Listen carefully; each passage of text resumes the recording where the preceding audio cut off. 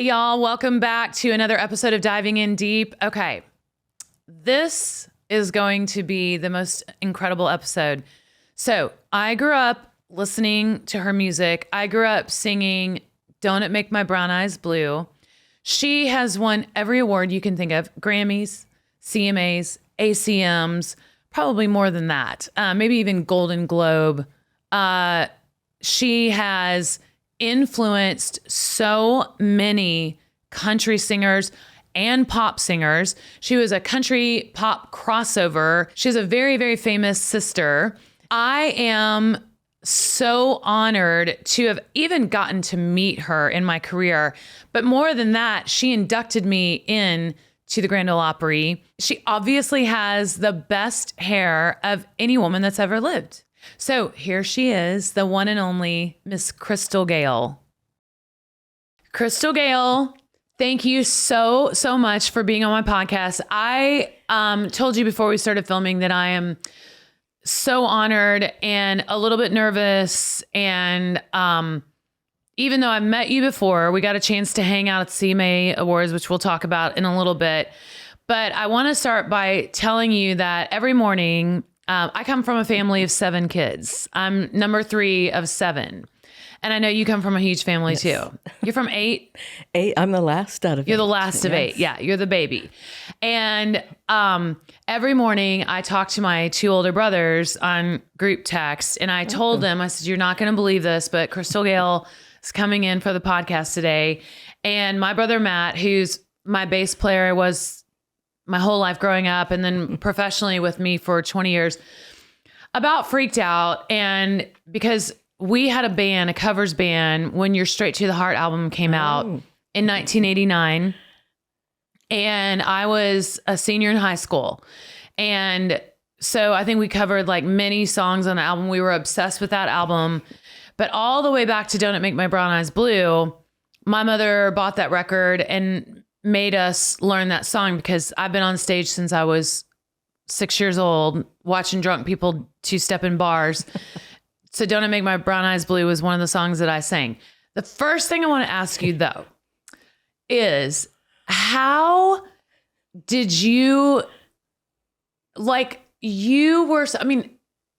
do I word this? I know you're Loretta's sister. Yes. And Loretta is just, Loretta. She's country and she's got her own style. You, though, are so glamorous. And you remind me so much of, do you remember the movie Urban Cowboy? Yes. Okay. Remember the rich girlfriend that he starts dating for a while? Because he and Sissy break up for a little bit and he meets that rich girl from Houston and she's like, my daddy's in oil and all that pertains. Remember her? You remind me so much of her. Like just the glamour and how did you do that? Did you have a stylist or did that just come from within? I think because I had long hair, my sister always said, cut it, style it, rat it up, do something to it. I said, I can't fix hair. And I said, I can't afford to take someone on the road. So I just let it grow. Mm-hmm. And I think that was part of the look. I think that. And of course, you'd wear the dresses that you could find. If you look back, all the clothes I wore were all different styles. Right. But the glamour, of course you go out and you have a stylist gets the clothes for the photo session. Yes. And you just love them. So you keep some of them. Yes. And, it all just went together. Because as you get going and you get the stylist, so you kind of learn from the stylist and then eventually you can kind of do it yourself because they've brought you the stuff, like you said, and you keep some of them and then you try to repeat that. But I just always thought that, you looked, and I know you were a country pop crossover, but you just always looked so, and still to this day, just so glamorous and just gorgeous and just like, and you're right, it is the hair. The hair is absolutely amazing. Oh, I lose so much hair. You talk about hair. As I said, I couldn't fix hair. So it was easy to just I could wash it, let it dry, and I was ready for stage. Exactly. So, and I saw someone, it was at a service merchandise store, and she was checking me out, and she had hair to her knees. And I thought, that looks so pretty. I thought, I'll just see if I can grow my hair down there. Right. And I didn't stop. I don't know how long it would be if I had never trimmed it. I would trim 9 to 12 inches off a year. At that time, it was just growing so fast. Yeah. So you have great hair. Like, does everybody in your family have great hair? Because everybody in my family has horrible hair. All the girls, I need the boys too, but all the girls could have hair as long as I had it. They just didn't want to deal with it. Right. I mean, they were cutting, and they still do. They have to cut it all the time. Yes. It's our American Indian heritage. Okay. Heritage. Gotcha. That makes sense. It's just unbelievable. But my favorite picture of you is in the purple shirt with the purple scarf thingy that's hanging around your neck. You know what I'm talking about? Was that the Hollywood, Tennessee? Yes. Hollywood, Tennessee. Yeah. Yes. Just amazing. But also, though, I went back and I was listening to, because your music inspired me so much. And I loved how different you were from Loretta, because you couldn't just be the same as your sister, but your songs, they're kind of melancholy. Like you loved singing songs that kind of made you sad. Well, I love ballads, and that's what I loved singing. Of course, I had to do the up-tempo as well, but as you say, my style was different. Now, that was one of the reasons. I mean, Loretta, she told me to don't sing country, don't sing anything she would sing. She said, you go MOR, middle of the road, to be different. She said, and she was right. Right. I know that's one of the main reasons I made it in the business, being the sister of someone as famous as Loretta. You would have made it anyway. There's no question in my mind, because you were and are just so great and so cool. I don't think at all it's just because you had a sister that was famous. I mean, I have a sister that is, my youngest sister is 18 years younger than I am, and she's a great singer, and she plays guitar and like the whole thing. And, I'd probably tell her the same thing, like, don't just copy my music because you got to do your own thing. But no, you would have made it anyway because you stand on your own. One of the songs that I was singing or listening to earlier was Half of Your Love. Don't take me half the way. Half the way, yeah. You've Been Talking in Your Sleep. Oh my God. They're all just like great writers in Nashville. But you've got such a great ear. Did you co-write? No, these were all, Allen Reynolds, with when I first started working with him and I was on United Artists Records, they put us together. A great song man, great writer as well. But he had this knack of bringing all these wonderful writers around. And that's what Nashville was full of. Of course, I wrote a few here and there, but I couldn't write like these writers, and I think that's why I had success. I mean, when I dream, like you said, of talking in your sleep, Don't Make My Brown Eyes Blue. My first number one was I'll Get Over You, which was written by Richard Lee, who wrote Brown Eyes. And these writers, they wrote all day long. How many hits did you have?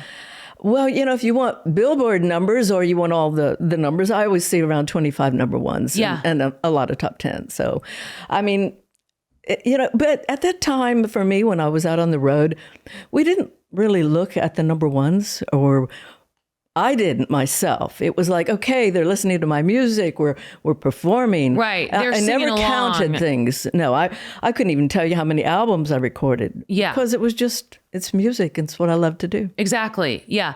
But you definitely had, you're right. The writers are amazing, but you had to choose those songs and pick those songs. So that's just as much of an art and a talent as it is. I always talk about Tim McGraw, how he doesn't write that much, but he has such a great ear for choosing songs.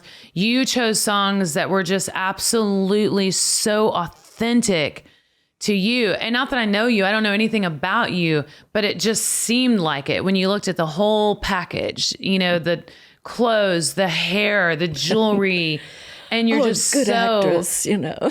Do what? A good actress. No. No.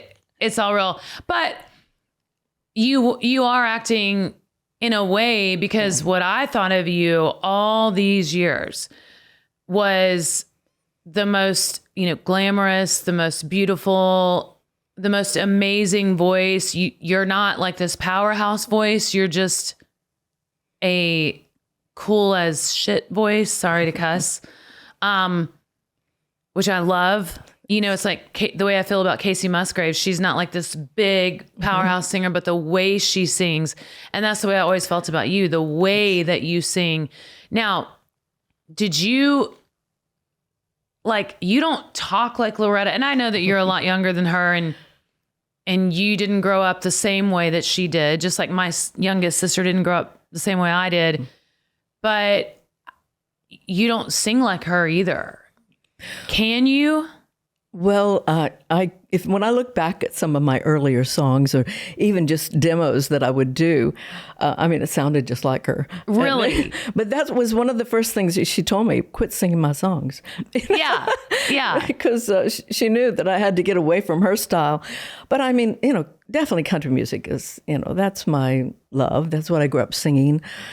But I did have to change a little bit, and going. I was born in Kentucky. We moved from Kentucky when I was about 4. Okay. So I grew up in Wabash, Indiana. Okay. So I had a little different dialect. I still had a little the Kentucky sound, but then I come to Nashville, and you know, I didn't know what I was supposed to say, you know. Right. But you know, it just developed. It wasn't really trying to be somebody I wasn't. Exactly. You know, maybe it was listening to a demo and not knowing it, but you copy the sound a little. Yes. So that could have made me move around. Right. Whoever sang the demo, I've done that a lot. You know, like there's this amazing writer. Her name's Hillary Lindsay. Yeah. I don't know if you know her. Mm-hmm. And she, like, I have to be careful listening to her demos because her voice is so amazing. And I sometimes am like, I don't know if this is a good song or not because her demo is so great. And then I end up copying everything that she does on the demo. And also I grew up, like I said, on stage covering people. So I learned how to sing like you and how to sing like Reba and how to sing like Patty Loveless. And yeah, so I had to come to Nashville and start finding and writing my own songs to figure out what is exactly your own sound. Well, you sound great. I've thought. Well, thank you. I know you're one of the best singers. Thank you. You know, it's just, I've always loved your voice. Well, thank you so much. Yeah, we had such a fun time. And that's what I was going to say about you said some of it is acting. Yes. When we got to spend that time together, we did the opening for the CMA Awards. It was all women. Mm-hmm. And it was so much fun. And we had a couple of days where we had to rehearse and stand side stage for a long time and rehearse. And I remember being so nervous, but then going away thinking, you know, wow, she's one of the nicest artists that I've, you know, ever met. And that's kind of rare. So I wouldn't have put what I remembered you as when I was younger with how you actually are. So does that make sense? Well, I know that I would have, when Loretta and I would perform together, and we didn't do a lot, but we got to work Reno, Tahoe, Vegas. You know, we got to do some wonderful shows together and you know, be sisters together backstage or in the day going shopping or doing some of the things. But I would find some of the people that came, I could tell that they thought, maybe I thought I was better because I dressed differently than my sister. I had long hair. My sister had hers curled up. Right. But when they met me and knew me, they realized it was just another sister. Exactly. Yeah. And that's the thing. I mean, the way Loretta talked, I mean, it's just like the such deep Southern dialect and all that. And you don't have that. But then like watching you on Solid Gold, you know, singing. So yeah, you just, well, whatever advice she gave you to go your own way and do your own thing was brilliant because you did it perfectly. And I need to remember, did you sing on a sitcom theme song? I have. Or a TV show?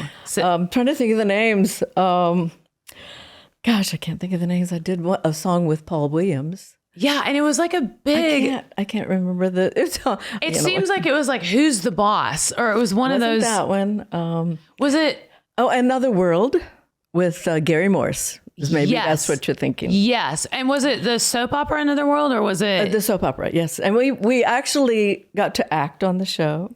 Oh my gosh. Someone tried to kill me on the show. How did you survive? I don't know. I ran out. I hit him over the head with something, and I ran out and ran right for a telephone. Of course, I'm going to run for a telephone. Of course. And try to call 911. Yeah, but he so could have easily grabbed your hair. Yes. Oh, yeah, he could have. And just kept you right there. It was fun. How often, so how many children do you have? Two kids. Boy, girl? Boy and girl. Okay. And do you have grandchildren? I have 2. I'm so excited for grandkids. I cannot wait. I have a 20-year-old and a almost 4. Okay. Big difference in between. So, yes. So it's great. We're getting that 4-year-old style again. It's great. He's wonderful. That is amazing. Yeah. My son is 24. My girls are 21 and 19. And I'm like, get married and have kids. Cause I took them on the road with me. Did you take your kids on the road? My kids were on the road with me when they were small. But when Catherine, who is the oldest, she started school, I didn't want them to be separated. So, usually Bill would stay home a little bit more at that time. And, with having the grandkids, Elijah, he's 20. He goes on the road with us sometimes. And he's wonderful. He been at our office for a while. And I was going to have him come over here. I think he was shy. I would have loved to have met him. And, so it's great. Elijah and Bjorn. I love that. Oh my gosh. And is the 4-year-old just like spoiled, rotten, and precious? Oh yes. Definitely spoiled, rotten. I love it. I just cannot wait for that time. How many shows a year did you do? Because I feel like when I first got signed and before, it was kind of relentless. Yes, it was. Yeah. You sort of stayed out there. Yeah. And we used to do, I don't know how many, but loads, and do the tours. And, I did tours with Kenny Rogers. I'd do tours with Eddie Rabbitt. Of course, Eddie and I had songs together. And was it just you and I? Just you and I, yes. That's bad grammar. Just you. Have you been told that? Not really. But I'm known for that. So. I love that song. I've sang that song in so many weddings. And then one time somebody goes, it's really actually supposed to be just you and me. Oh, just you and me. But then it wouldn't rhyme. Doesn't sound right. It doesn't sound right. Just you and me sounds wrong. But Just You and I is, oh my God, such a beautiful song. So many amazing songs. This is a really hard question when people ask me this. What is one of your, I don't know, most amazing memories where you're like, I can't believe this was my life? Oh my. Or this is my life. I have so Besides many. being on my podcast. Well, definitely. This is one of them, But, I got to go to China with Bob Hope. That was incredible. Oh, my gosh. I did the Muppets, and over there for about 2 weeks. And, Jim Henson was great. Frank. It was just incredible. Okay, wait, go back. The Muppets. Yes. What was that like? The first thing... Were the Muppets there, and were they they nice? Yes, most of them. Yeah, there was a few that was a little mischievous. Yeah. Now Miss Piggy wouldn't work with me. Miss Piggy, she was jealous. Yes, she was jealous, but she did come on set and take pictures. Okay. With us, my mother, who I had to take my mother with me, of course, because when I told her, it was like whoa. She came, and Miss Piggy came out and took pictures with Mom. Okay. But other than that, she was kind of a B word. Yes. Yeah. Yeah. And the drummer Animal, because I play drums. It's the only instrument that I play. And so I'm obsessed with him. Who was that? Who was the real guy? I keep asking you on the spot to remember all these things. I need all these. Nowadays, I definitely need the paper in front of me. Same, me too. And I can't remember names anyway. But he's like one of the best drummers in the world. But he's the one that did Animal. Yeah, I can't remember his name. But anyway, that would have been absolutely amazing. Are you a good actor? Well, I mean, I did Second City, which was like Saturday Night Live, but in Canada. Okay. And I had to do A Star is Born. I tried, but I laughed too much, It's like John Candy was on the show. So it was like anytime he made just one little move in the face, I would, I'd ruin the whole scene, so we'd have to start over. Right. So I feel like acting is so hard. It is. Like, people don't understand. Like, I get why they make the money they do, because it's such hard work. It's like 20-hour days. All you do is just like sit and wait. And then it's really, really, really exhausting. And also with what we do, we're kind of in control of like, if I want to go to sound check, I'll go. If I don't, I don't. But when you're acting, it's like you've got a boss. Yes. Yeah. And I'm not used to having a boss. Yeah, but doing those little parts, I mean, it helped me realize that, I like being a singer. Absolutely. Yeah. It made me very grateful. It was very hard being an actor and doing any of that. But, and doing, I did 2 television specials. And that, that was 2 weeks of getting up in the morning at 4 just to get my hair going and just everything. And solid, going all night filming. Yes. And I don't know how we did it, but it was, I mean, you're on a high and you go. But that was fun too. Yeah. I've been in one movie, and I'm not going to name it or tell it because I don't want anybody to watch it. Oh, you have to. No, now. But I was on an episode of Nashville. But it was so hard because I played Sarah Evans. Now that is ridiculous. Like, how do you play? Like, I don't know how people perceive me. Well, that was like another world. I was playing myself. Oh, you were? Yes, because we did the song. We came on and sang on the show. Actually, it was a bathtub scene. I'm in a bathtub. Yeah. Wow. Scandalous. It was. Very scandalous. I noticed that you got to meet Barry Gibb because he introduced you on the Solid Gold that I watch. I spent all morning watching you on YouTube. And Andy Gibb, I got to sing with Andy. Uh-huh. And oh, wait, did I say Andy? It's a Barry. Oh, sorry. But Andy. that's okay because, they're all great. They are. And just, we got to sing together on that particular show. And I mean, I look back, to be able to work with all the artists. I sang with Lou Rawls. Oh my gosh. And that was in the beginning of my career. And I just, I love his voice. I love his voice. My brother wanted me to ask you if you had any jazz influence in your life. Oh, well, yeah, definitely. In just music and feel of just, like I said, I grew up singing all different styles. Mm-hmm. In school, I was in the swing groups, the choir, right, the country bands, the rock bands, you name it. But, I love Billie Holiday. I love listening to all that. I want to show you my phone really quick. My brother Matt said, "You're just going to die." He said, Another World. We're both obsessed with you, by the way. He's friends with your drummer, Dwayne Norman. Yes. Okay. So he said, ask her. I've always wanted to know which, if any, jazz singers influenced her. My guess would be Billie Holiday. Definitely. Isn't that okay? My brother's going to freak out. Matt, will you say hello to Matt? Hello, Matt. Yeah, Matt loves you. Love you, Matt. Yeah, and my mom loves you too. And I always thought it was so cool as a little girl to sing "Don't It Make My Brown Eyes Blue" because I have brown eyes. And I saw a very common question asked about you is, what color are your eyes? Have you heard, read this about yourself? Well, it's like, they used to be brown, but now they're blue. For real or just the song? Just this, no, they're real. Okay. They're blue. I'm really gullible. Like You're gullible. Okay. Yeah, I believe that. Like I'm going to go away just forever being mad at Miss Piggy because she was mean to you.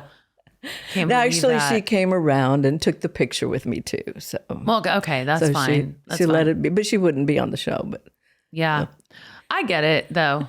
I really do get it. And so you obviously, are you still doing shows, still doing what you love, or are you sick of it? I love to get out and do some concert. We do maybe 40, maybe 50. It depends. Uh-huh. Since COVID, it changed everything. So with the dates and all that. But, I'll know when I want to just quit. Right. But I do love seeing my friends that I've made through the years. Yes. And that's all over the world. And Have you had the same band? It depends. Some have come and gone. Right. I think my guitar players that I started out years ago with is with Garth Brooks now. So. Okay. Chris Lusinger, he's so good. It's hard to keep musicians if you don't work all nonstop and you can't keep them on salary. They've got to go find And work. if you also have a list of musicians that don't want to go out a lot, but are great musicians that will come out, and you've got, I hope I didn't hit the mic right there. No, it's fine. They'll come out and, they do know a your tour. stuff. Yeah. So it works. Yeah. It works. That's a lot though, 40 to 50. Yeah. I mean, that is a lot because I've been doing 70 to 80 and I'm kind of in a place where I'm a little burned out, to be honest. And COVID, all that. So, and fuel prices are so high right now. So I've switched down just to one bus. I'm on the bus with my band, which is great. We're having so much fun. But I used to, you know how it is. Things change. And so I used to have hair and makeup and wardrobe out on the road. Now I do it all myself. And so that was a learning curve, having to figure out how to. I've always done mine. I've never took anyone out. Only television. Yeah, or like photo shoots. Photo shoots. Well, I worked with some of the best. Way Bandy was in New York, and Jeff Jones in California, and they would always show me the tips and all the things I should do. Right. So it was, and I'm one of those nervous backstage people that, I'm constantly like right before the show? I'm always, I'm putting more, it's wonder how I have a ton on before I go out. I've got this blush on, that blush on. I just, it's a nervous habit. Yeah. But, it's just, that's a way of putting the makeup on is just helping me get through that. I've learned that since I've had to do it on my own. So my brother's wife was my hair, makeup, wardrobe girl. So they were both out with me professionally for 20 years or more. And then they had a surprise baby and she just turned 5 yesterday. And so my brother came off the road because he was like, I don't want to miss one day with her. And so sweet. And they also have an 11-year-old who came on the road with us. But I was like, I don't think you can bring 2 kids on the road. It's hard. Because I've got my 3 out. Like we're crowded. So yeah, I had to learn how to do all of that myself too. And now I find it to be relaxing. It is. I enjoy doing it. I do too. It's like when it's time to, so how far ahead of the show, like stage time is 9:00. When do you start your hair and makeup? Well, I'll actually, do things in the afternoon as well, but not the full amount. Okay. And it's before showtime. Mm-hmm. If there's an opening act, I'm definitely already made up. I just, like I said, I'll put more on. So I'll have a ton on. Wait, you get made up in the afternoon for an opening act? Well, it's not because I just like to start my makeup early. Right. I just, I take my time and I'll finish things later. But Gotcha. But it's just, Do you do sound check? I like doing sound check. Yeah. Well, here's the thing. I can't sleep on the bus anymore. I can't sleep with a movement. And I don't know who's in charge of fixing the roads in America. But whoever that is, can you please call him or her? Because isn't it unbelievable? Oh, yes. Now, I don't want to sit here and sound like, oh, our life is so hard. We're on a tour bus, touring around. But literally, because if you don't know this, that you travel at night while you sleep because being awake during the day while the bus is rolling really stinks because it's so annoying. So you travel at night, and there are some states like, I'm sorry, Indiana. It's just like this. Your state isn't very good. Ohio's not very good. Oh, there's places everywhere. Everywhere. In the Northeast, my God. And so I can't sleep with the bumping and all that. So I usually will stay awake almost till the bus stops. And then when the bus stops, I finally drift off. So at home, I like to get up early. On the road, I sleep really late. Do you get up early on the road? It depends on, I do sleep some on the bus, not really. It's in and out. Uh-huh. And if it depends when we get to a hotel, if we go in, I'll maybe lay down for a few more hours. Right. And then get up and start the hair washing. Yes. Here we go with hair again. It's probably all you've ever talked about. I don't know about talking about it. It's all I've had to deal with it. Yeah. I didn't even want to bring it up because I'm like, I'm sure she's been asked about this so much. But it's kind of insane, Crystal, to be honest. I mean, your hair is long. And it's been long for a long time. It was a lot longer, a lot thicker, a lot. I've lost so much hair from just rings, buttons. Right. They caught on everything. I can imagine. And you're talking about that CMA show. I mean, one of the backstage hands had, I was heading down the stairs and they stepped right on. I don't know how much I lost that one.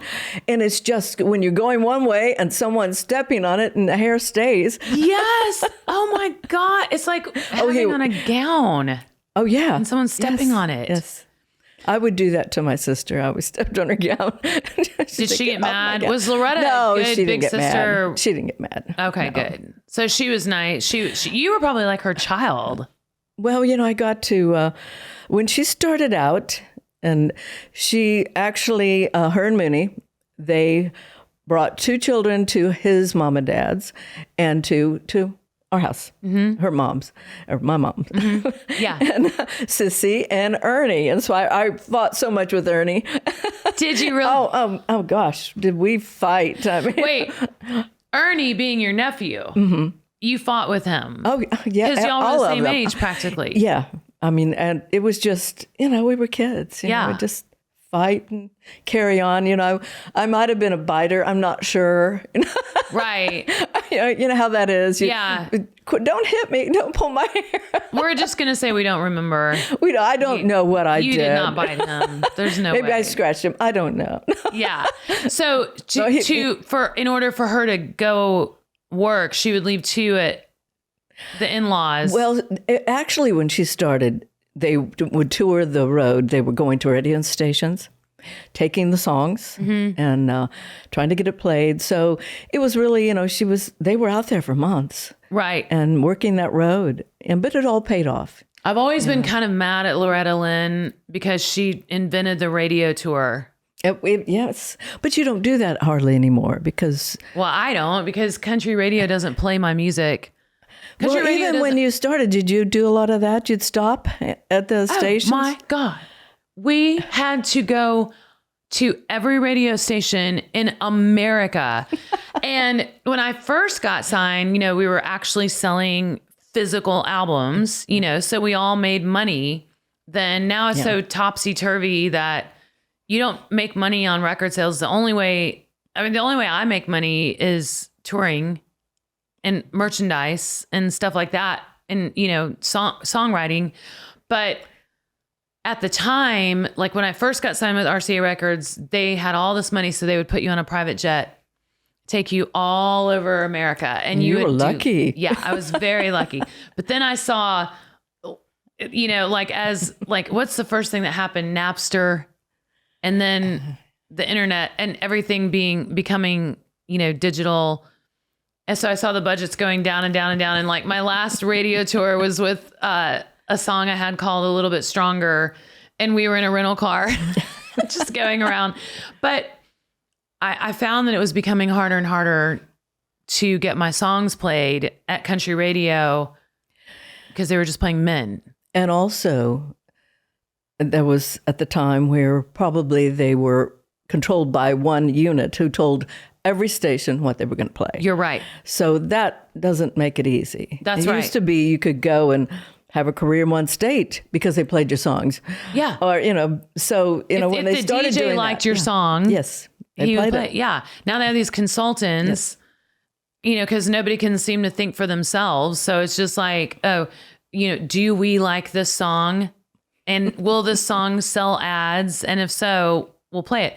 So I don't even remember your question, but no. Oh, you said, I said I'm mad at Loretta because she created the radio tour. The radio tour is like, to me, it was hell on earth because it was kind of the only time I couldn't take my kids with me. And I had to really be gone for weeks at a time to, anytime you have a new album coming out. Yeah. Did y'all do that? We would do different type tours. We'd also go to the warehouses where they sold the CDs, or not CDs, records, cassettes. Yeah. We went through the whole thing. I want you to know it took me forever to use a CD player. I mean, they probably were onto something else when I even tried to use a CD player. Right. I still love my cassette Because you were machines. just like, yeah. Well, I felt that way about phones. I was like, I'm never going to use an iPhone because I'm so old fashioned. I'm so conservative. I'm so like if I wasn't doing this for a living, I would be at home in an apron with 10 kids, baking pies. Like that's my other dream. That's good. Really, truly.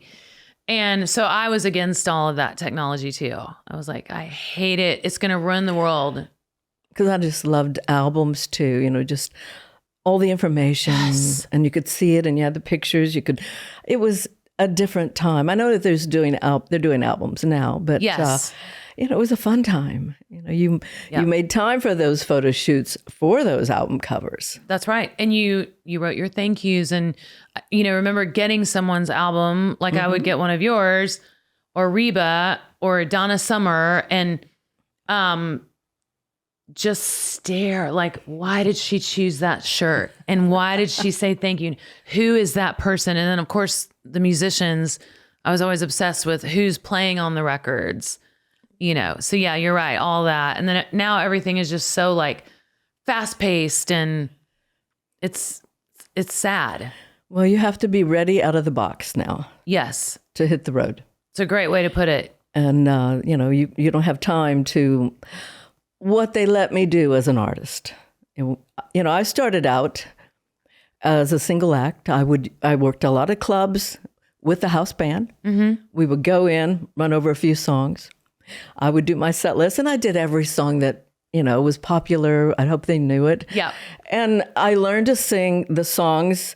If they changed the key, I did too. Right.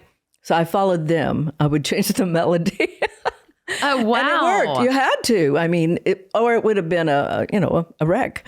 So Why didn't you just hand him a capo? Well, it was like I didn't play the guitar. I mean, I played the guitar, but not. And a little piano, but no, I didn't really have the charts, which I should have. I didn't know. And I'd just go out and work the road, and we'd do, the 3 or 4 sets a night, go up like we And when people started sitting down and listening, I thought, what's going on? They don't like me anymore. But that's when I realized my songs were being played on the radio. Amazing. That's amazing. That's so funny because, we lived and died by watching the charts. Like where are we and does the song have a bullet and all of that stuff. Now, I don't even know. Like 2 of my 3 children are amazing musicians. Really. I'm not just saying that. Like I would never say that as a musician and embarrass them, if they really weren't. But they've got the gift. I mean, it just kind of runs in the family, as you know. And I don't even know what to tell them, how to go about it. I find a lot of people try to do the internet. I mean, the socials, try to make it big on their song on TikTok. Or that's what we should do, a song on TikTok. We should. Yeah. And then you might have like a TikTok that blows up and then sign somebody who's actually never done a full show. I know. It's crazy. I know. Do you look at TikTok? I haven't really been on it. I've seen parts from other people, where I could go on and see what they're doing. And there's some strange things. There's some strange things, but you would laugh at my For You page, because my algorithm, things that, they start sending me because of things that I like, is just all like, I don't even know. It's a lot of politics. Okay. And it's a lot of like cooking and get ready with me and things like that. I think everybody needs 1 hour of every day to lay down and look at TikTok. I highly recommend that. Well, I will try to do that. Yeah. I don't know if really I can do fun. it in an hour, but maybe I will. Yeah. Like, what are your hobbies? Oh, well, now it's playing when I have the time with Bjorn. And which I love that name, by the way. It's really just getting together with family. Hobbies, definitely, I love to cook as well. But there's days that I don't want to cook. Let's just order out or just go in the fridge and find something. Yes, yeah. But it's really, visiting with family, talking to family that's not available to that in person. Yes. But, that's what I like to do. My sister Betty and my sister Peggy Sue, they are, I love talking to them all the time. Uh-huh. And they both live in Hendersonville. Oh, good. Yeah. So they're close by. Yeah, they're close. That's great. Like, my whole family is still in Missouri except one brother. And so that's hard, because it's very hard to get home to see them, because when you're home off the road, you don't want to go anywhere. That's true. Yeah. It's hard to do vacations sometimes. It's very hard. I mean, it's like, I don't know if I want to go anywhere. Yeah. I just want to go to my couch. Just let me go to my closet and throw out things. Yeah. Clean out the closets, do stuff like that. I'm kind of addicted to TV. Do you watch TV? I watch certain things. I've been really Netflix. Yeah. Has been some of the shows that I've watched. They've got really good stuff on there. And some really bad things too. And some really bad things. Yeah, you're so right. I've been addicted to that show Heartland. Have you ever seen that? I've not watched that one. You need to watch that. Okay. It's so sweet. It's just, I like feel good things. I do too, but I also like, the Jack Reacher, those Rambo. Yeah, that is good. Yeah. I love those too. Right. Yeah. Well, depends what mood I'm in. Yeah. Well, you're used to that kind of stuff from being on the Muppets. And Miss that's Piggy right. was so mean to you. Yeah, I'm like, kind of in the phase where you're like entering empty nest. And so it's kind of a weird place to be in life, because it's like, I feel almost like traveling so much, like I said, we do work a lot. I would say maybe even more than 80 shows a year. And I kind of feel like it's worse now, leaving the kids. It's hard. It's so hard. And then when you that first day, okay, and then you get into the groove, and then you come back, and then it's the same thing, hard to leave again. Absolutely. It's just, yeah, but I agree with you. Once you get out there, because the stage part is what we love. Yes. My brother used to say we get paid to travel, but the performance is the fun part. Oh, it is. Yeah. It is. And I've always thought, for shows, we just want to have fun. Uh-huh. We don't want to bring the problems that we might have to the stage and tell everybody about everything. And we just want them to feel a part of us. Absolutely. Yeah. Every night before I go on stage, I pray that God will let me let somebody leave or a lot of people leave just happier than they were. Yes. Because that's what a concert is. It is. You've got this high and you're like, oh my God, that was so great. And that's how I want everyone to leave the shows, is feeling that way. Yes. Yeah. What was the deal when that T-shirt came out of you? Oh, the my on tour shirt. That was crazy. I have on Talladega Nights. Is that the one you're talking about? Yes. That was Will Ferrell. He wore it in the movie. That's right. I totally forgot that. And, it was just, we got a call, I guess, that they use this T-shirt. Okay, was in the business part. And then we got these calls months later saying, I saw your T-shirt, this and that. And then we got calls from people wanting the T-shirt. Right. So we started making them up. And they want it all the time. I think it's because they go to the races. And want, so do people still wear that T-shirt at the races? We constantly sell it for the races. You are kidding they'll me. have a party, and then they'll order so many. That is Someone's amazing. Signed. Yeah.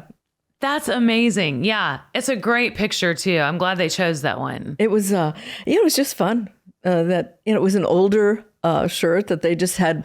I don't know. They have probably a warehouse full of different things. But I was so glad that he picked that one. That's amazing. And have you met Will Ferrell because of that? I haven't. You're kidding me. I haven't met him. Who are some of your favorite artists? Like, who do you listen to?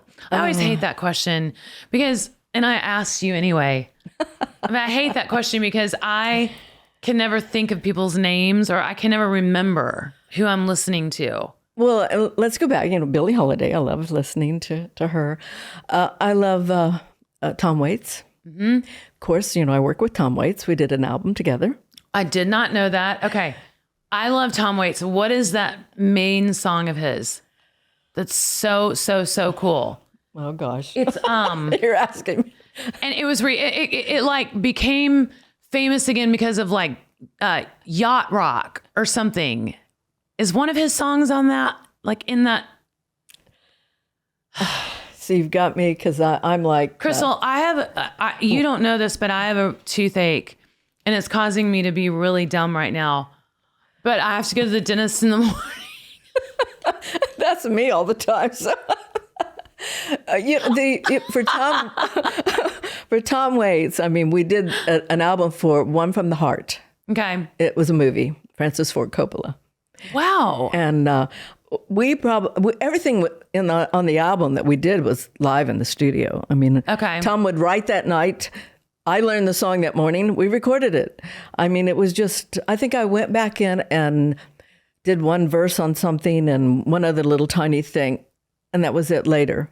Man. And it was just, he was so great. And it was such a wonderful experience doing all that. I bet. You have had one of the most diverse careers, I think, of anyone I've ever met. Like, there's really nothing, there's so many things that I've learned about you, and there's like nothing you haven't done except cut your hair. Well, I have cut it. You have cut it. Well, no, yes. my mother had it when I was, I'll have to tell the story. I was in middle school, and I decided by myself to do a perm. So I went to the store and did my perm. And you've seen the Barbies and they had Midge and her hair would go like this. Right. That's what my hair was. You were Midge. I was Midge. So my mother sent me to the beautician and all she could do was she cut it all off. And my mother was so mad.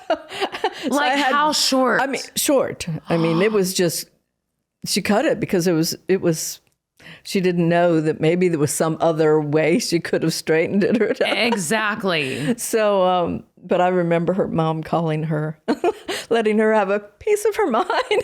So did you give yourself the perm? Yes, I did it myself. My mom used to get perms all the time, but she made like me or my brothers or sisters give it to her at home. Well, I would have been better off if I had someone else do it, but I didn't. But then I started, from that moment, I started growing my hair. I didn't cut it after that, other than just trimmings. Right. So that was really, I guess why I had longer hair. And it's been to the floor before. The longest it's been on was about 4 inches on the floor. On the floor. And I couldn't deal with it anymore. And then I decided 3 inches off was the best with the heels and everything. Right. Yeah. So, it's just been, it's like another child. So that's what it is. It's like another person. Yes. Yeah. Did you ever watch that show 12 and Counting? Do you know what I'm talking about? It's like 13. It started like 10 and counting or 9, and she just kept having babies. And they're like was it a reality show? Oh. Yeah. And they're like religious, and they wear like culottes, and they don't cut their hair. Oh. Except for bangs. They have bangs, but they don't cut their hair. And I used to say, I mean, their lives would be so much easier if they would just cut their hair. Because Yes, definitely. one of the biggest parts of there were like 10 or 12 girls, all with your length hair and bangs. And the bangs, I think, were permed also. So just all bad combination all the way around. But the majority of their house cleaning, like on Saturdays, would be sweeping up the hair. Picking up the hair. Yeah. Oh, yes. And do you have dogs that shed?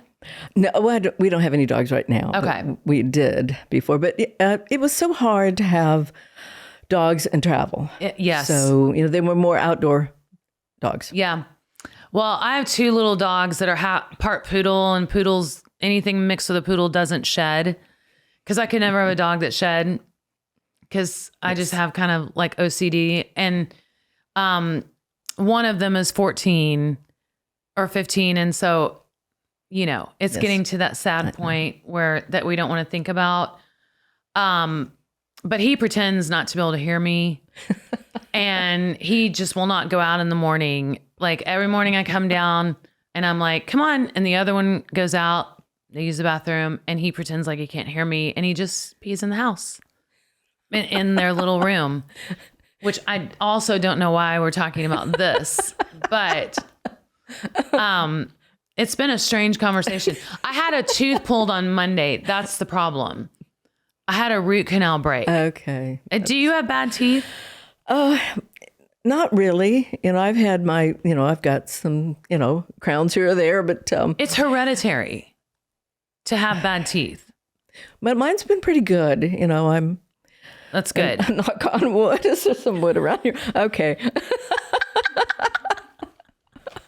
Bad teeth is hereditary because I do brush my teeth, but I've had a million cavities and root canals.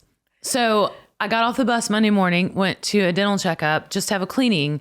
And the dentist said, I'm going to clear the afternoon because you have a root canal that's broken and it's infected and I need to pull the tooth. And you didn't even feel it.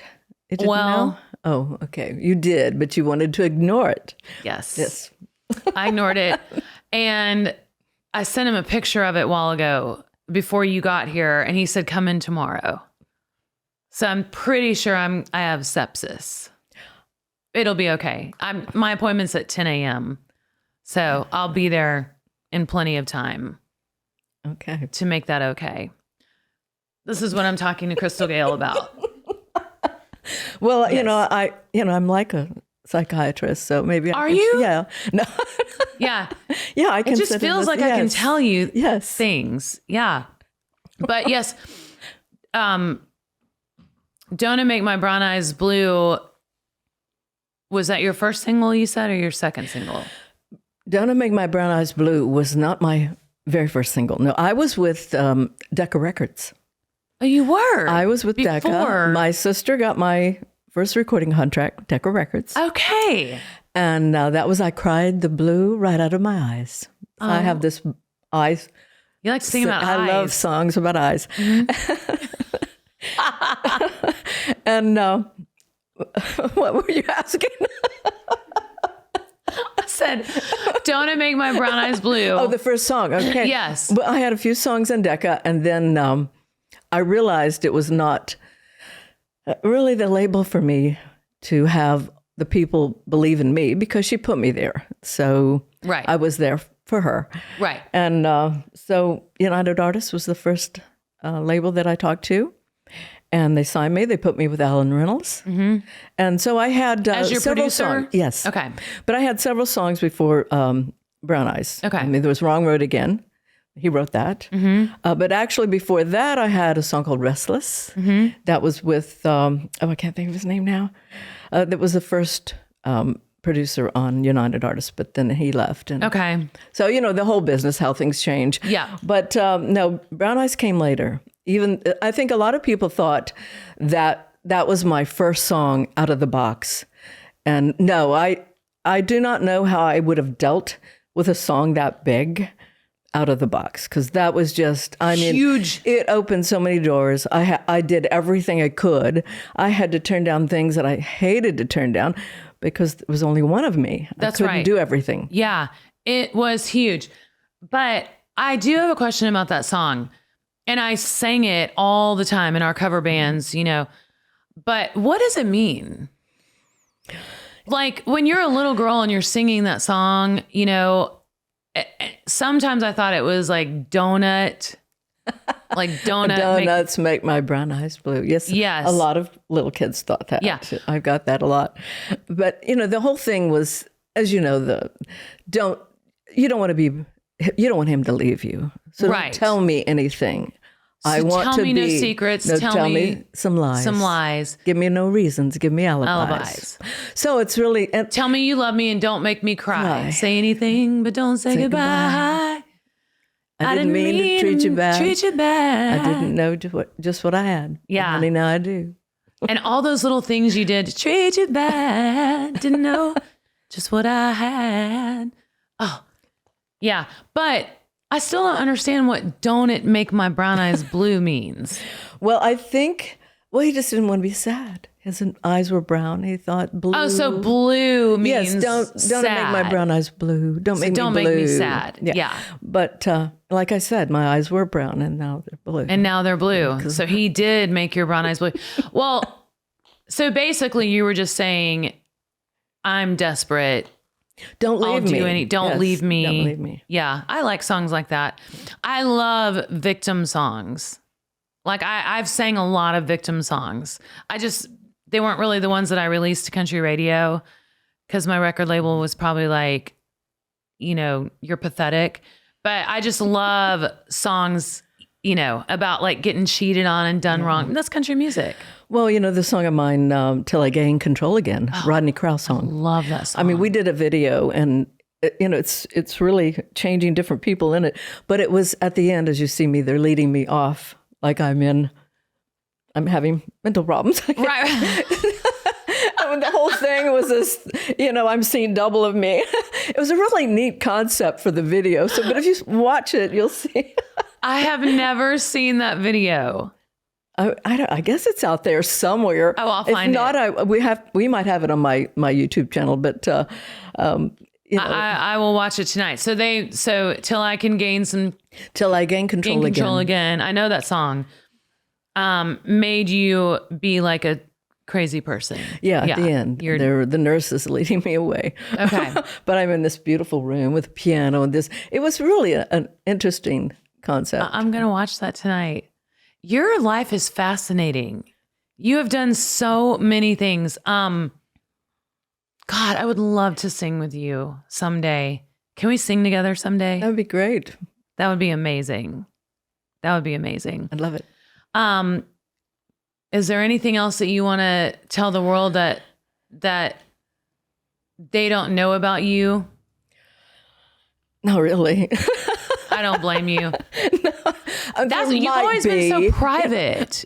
You've always been a very private star. Well, it's always been, my sister wrote all these books and I should write a book, but I just, do I really want to tell all this truthful things that, right.